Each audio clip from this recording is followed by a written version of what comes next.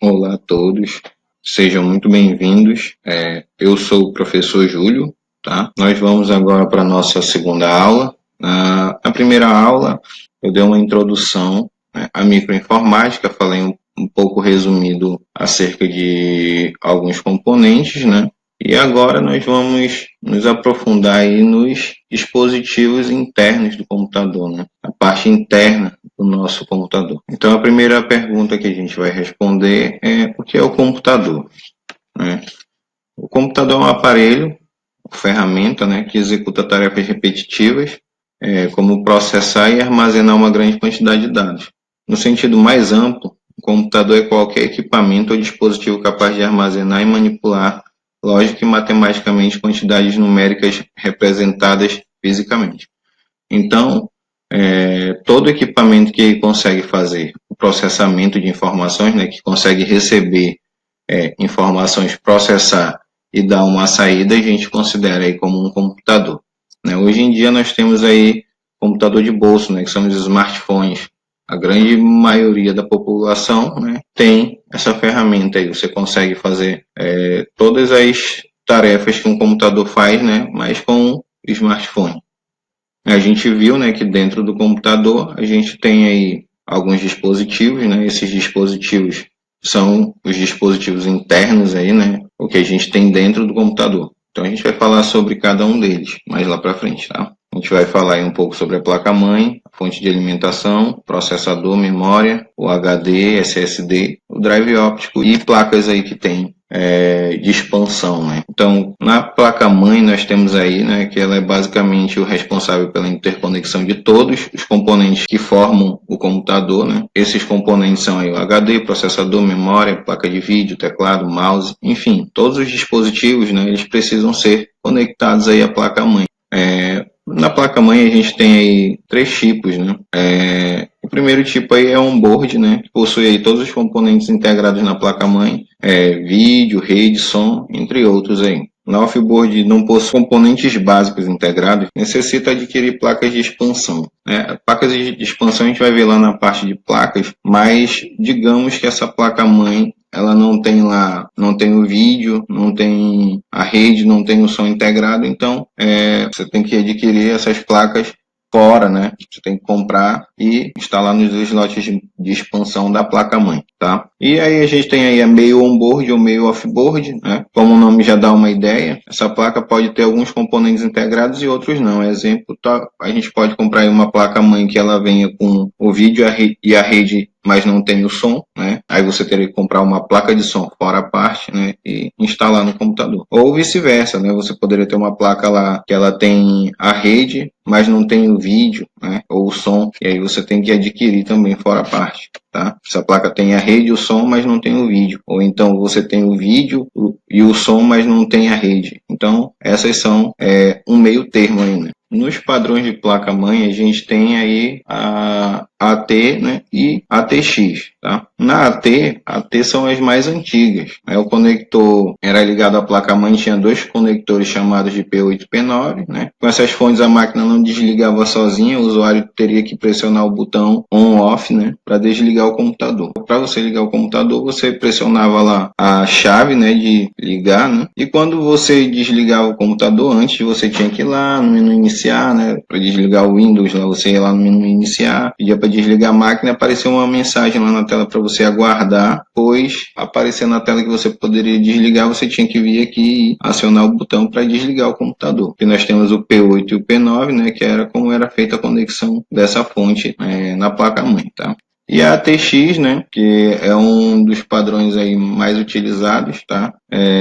Usa o conector de 20 ou 24 pinos, aqui, né, no caso, aqui seria 20, com esses 4 aqui, completava 24, 20 pinos, mais 4 aqui, 24 pinos, tá? Tem novas funções, né, entre elas o mais importante, software on/off, que é usado para ligar e desligar a fonte por software, né? Esse recurso possibilita ao usuário desligar o computador sem ter que pressionar o botão power, mas sim por comando enviado ao sistema operacional, né? Então você vai lá no menu iniciar, né, pede para desligar, ele vai fazer o processo lá de desligamento e ao término do processo desliga o computador automaticamente, tá? Você não precisa ir lá pressionar mais botão nenhum para que ele seja desligado, tá? Só por software você consegue fazer esse desligamento.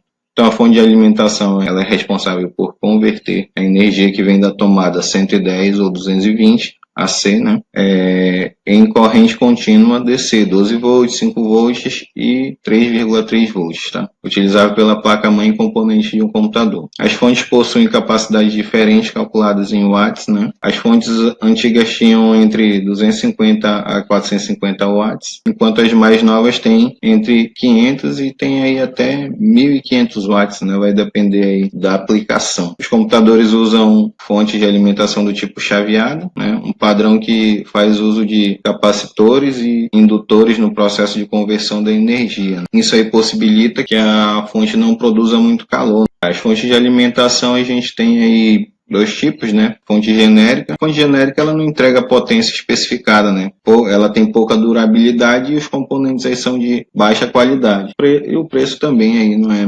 muito elevado, né? Essas são as fontes genéricas, tá? E as fontes reais, né, ela entrega a potência especificada, ela tem maior durabilidade, os componentes são aí de boa qualidade, porém elas são caras. Já a fonte real, a gente tem aí a fonte real normal, né, ou não modular, são as que têm cabos fixos dentro da fonte, né, como essa daqui. A gente vê vários fios, vários cabos saindo aqui de dentro dela, né.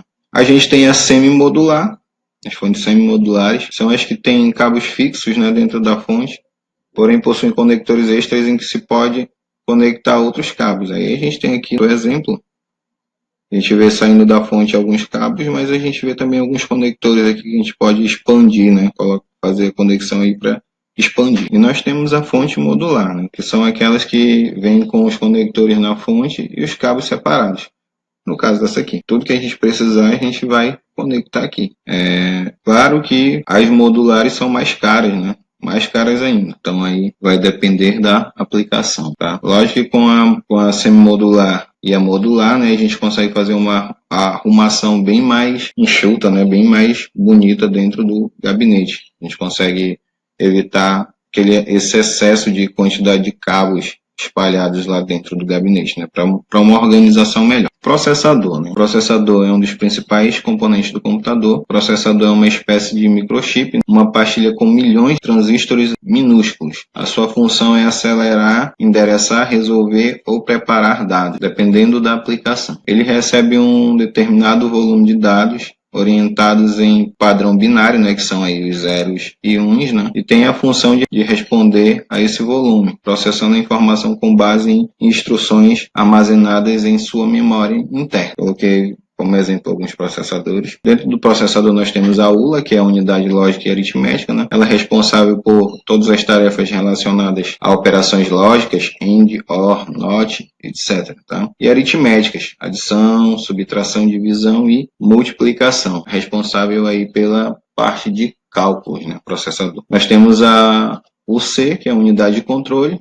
Ela é responsável por controlar as tarefas e ações a serem realizadas pelo computador, comandando todos os demais componentes da sua arquitetura. Deve garantir a correta execução dos programas e a utilização dos dados corretos nas operações que as manipulam. Registradores aí são memórias de alta velocidade, que permitem o armazenamento de valores intermediários ou informações de comandos, né? E o clock, que é o número de ciclos por segundo de um sinal de sincronismo usado dentro do processador, como se fosse realmente um relógio, tá? Para ditar aí a velocidade. Esse ciclo é medido em Hz. Atualmente, os processadores já estão na casa dos gigahertz. Então, esses aí são os componentes que nós temos internos ao processador. E o cooler ele é responsável pelo resfriamento, né, do processador, né? Ele fica interno aí sobre o processador e a gente tem aí que ele é uma das partes também importantes, tá? Para fazer o processador. Nós temos os tipos de cooler, né? Vamos falar aí sobre nós temos o air cooler, né? Que ele é um cooler à base de ar. Ele geralmente é acompanhado de uma estrutura metálica chamada de dissipador de calor. Esse dissipador ele é de cobre ou alumínio, que faz a troca do calor, né, com componentes a serem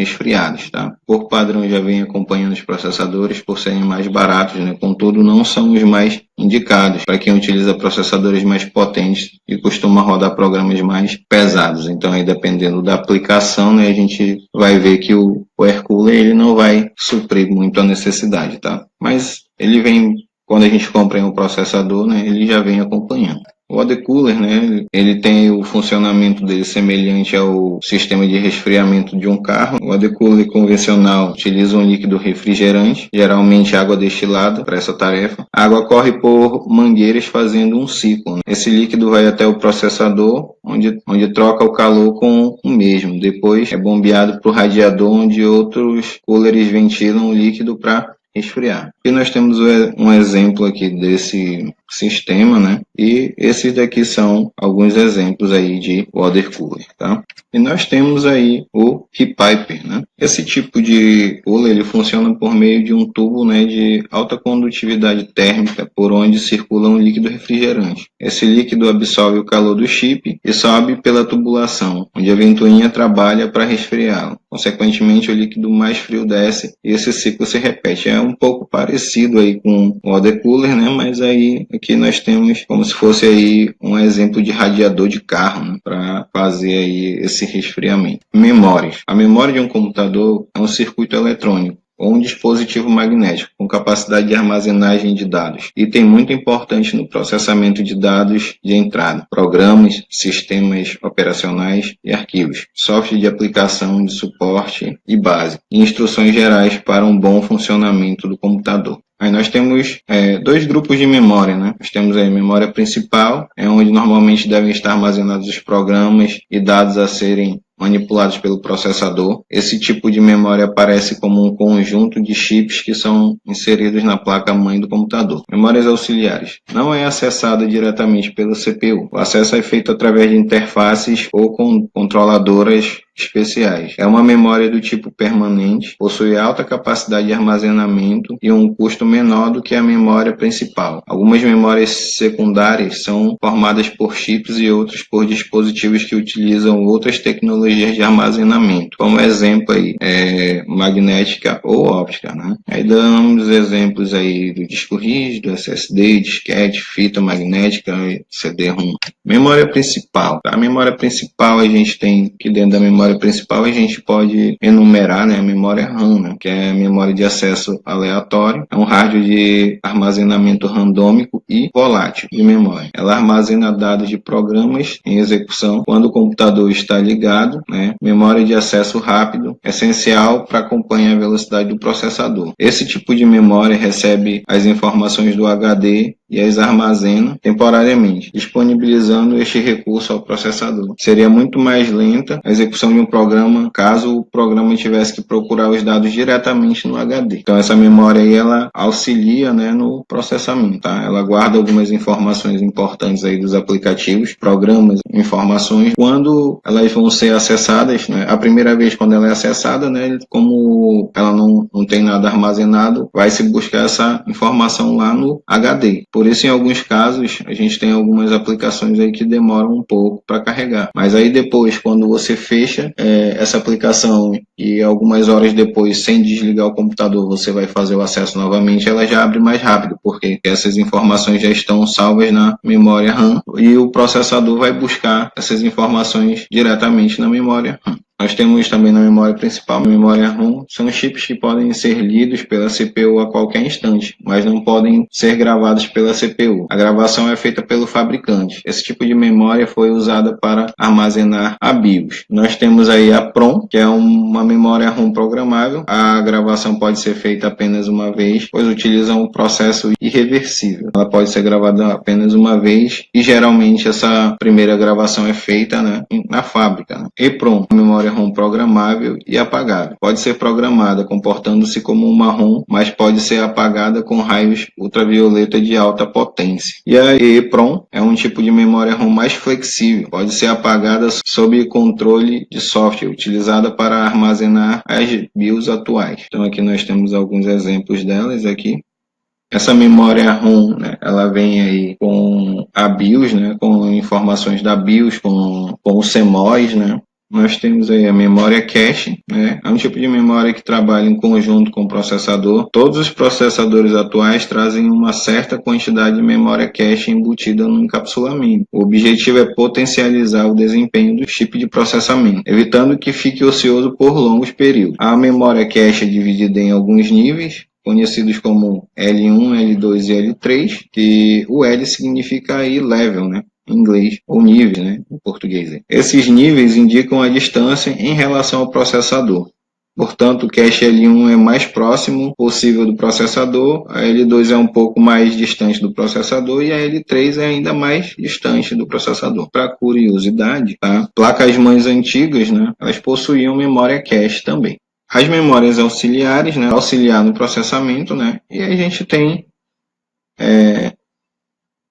as memórias auxiliares, nós temos que elas são aí memórias que auxiliam, né? Depois das principais, né, a gente vem com as memórias auxiliares, tá?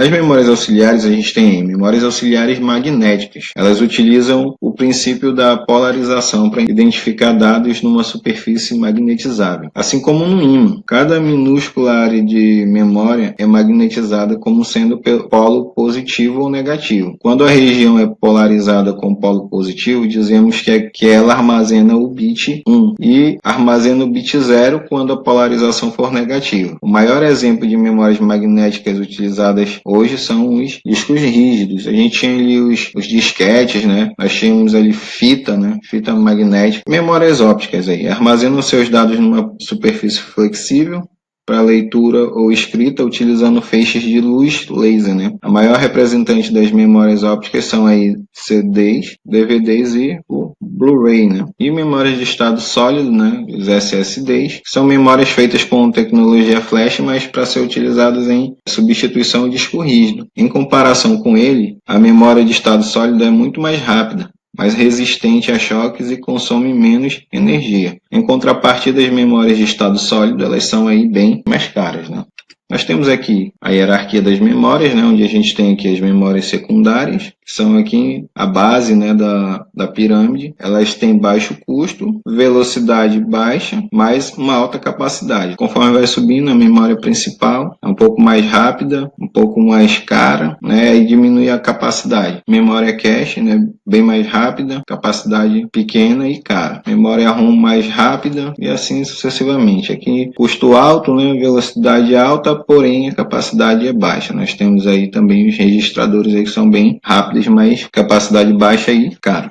Falando em disco rígido, né, nós já vimos que ele é uma memória auxiliar. A gente também conhece como dispositivo de armazenamento em massa, né, considerado uma memória auxiliar, utilizado para armazenar uma grande quantidade de dados. Os discos rígidos possuem dois tipos de componentes, né, internos e externos. Os componentes externos são localizados na placa de circuito impressa, né, chamada de placa lógica, enquanto os componentes internos estão localizados em um compartimento selado chamado de HDA ou Hard Drive Assembly, né, que é o seu invólucro. Os discos rígidos possuem basicamente dois conectores, um de alimentação e outro para troca de dados com o computador. O segundo conector é mais conhecido como interface. A interface mais comum para usuários finais é a chamada ATA, que alguns conhecem como IDE, né? Enquanto que a interface SATA foi criada para substituir a ATA e é a mais popular hoje em dia. Após o lançamento da SATA, a interface ATA passou a ser chamada de PATA, paralela à ATA, né? Uma outra interface famosa é a SCSI, mas ela é voltada para o mercado de servidores de rede, né? Raramente utilizada em computadores para usuários finais. Aí aqui a gente tem, né,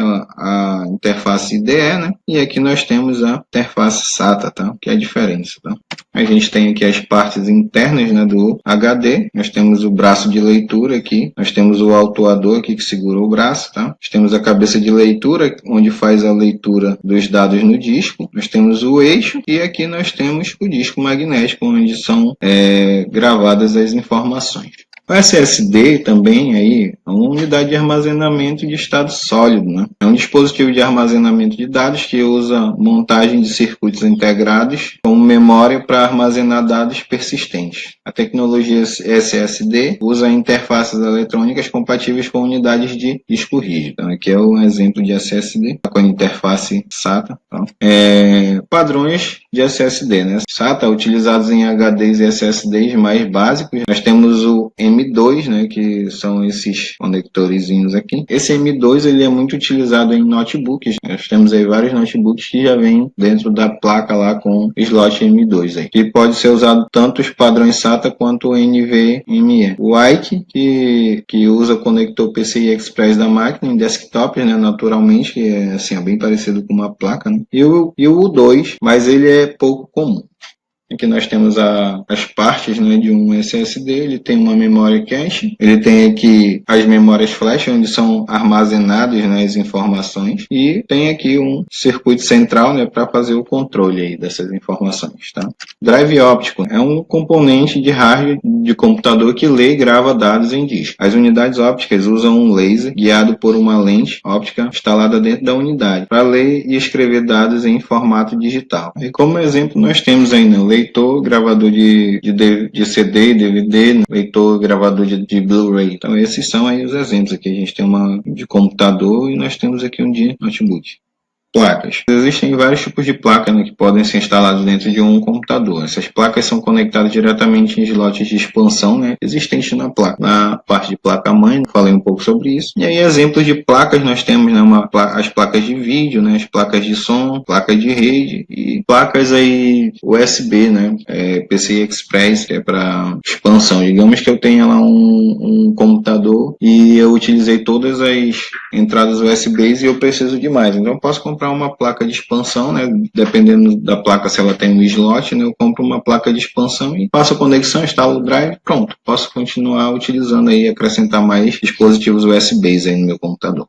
Espero que tenham gostado. Creio que pode ter faltado algum assunto a ser abordado, mas para essa nossa segunda aula, isso é tudo. Agradeço a todos e até a próxima aula.